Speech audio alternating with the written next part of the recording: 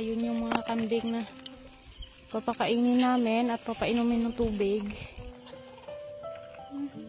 So, kung makikita nyo ay hapon na. Tapos, nandito kami ngayon sa Baybay.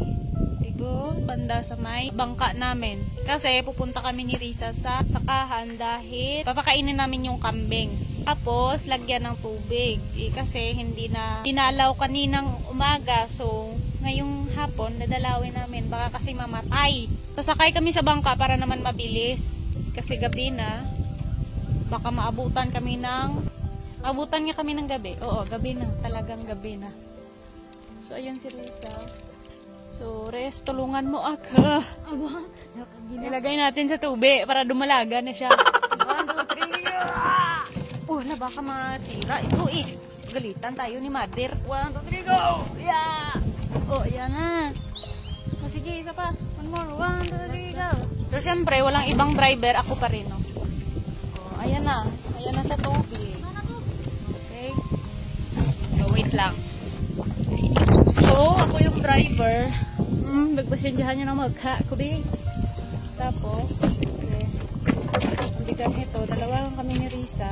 So, rest. Hawakan mo muna ang cellphone. So, sa wakas, gabing-gabi na talaga. Nandito na kami sa, ano ba?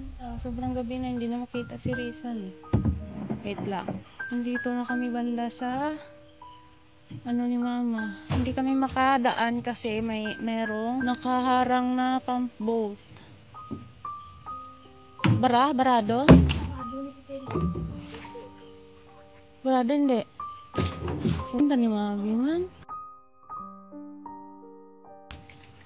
At nanggaling mo, naka-short ka, napalapit ka ba? Okay, wait lang guys. So ayun yung mga kambing. Nandito kami ngayon sa sakahan. At ayun yung mga kambing na papakainin namin at papainumin ng tubig. Eh kasi kaninang umaga hindi nadalaw. Kaya kahit gabing-gabi na, pinisitahan pa rin. Baka kasi mamatay.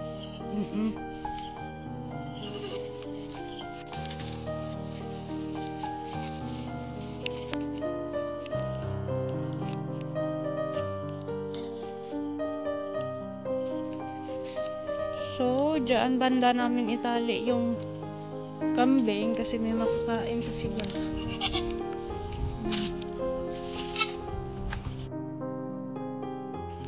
Tubo, ang ingay ng mga kandeng! Nandito kami ngayon sa balon kasi papainumin namin yung kambing. Ganyan yung balon namin. Lagyan ulit ng dahon kasi wala, lagyan lang para hindi makadumihan.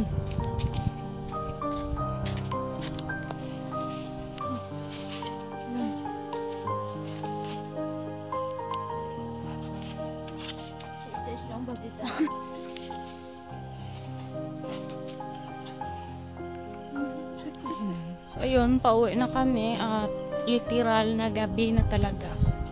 Pero okay lang kasi maliwanag naman yung buwan. Pauwi na ulit kami ni Risa sa bahay. Siyempre, sakay pa rin sa bangka.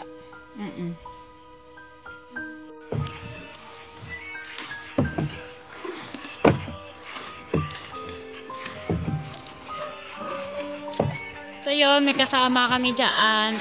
Pamangkin ko po yun.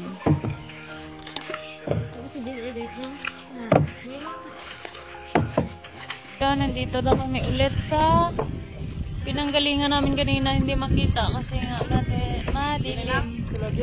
So ayun, nandito na ulit kami sa pinanggalingan namin kanina.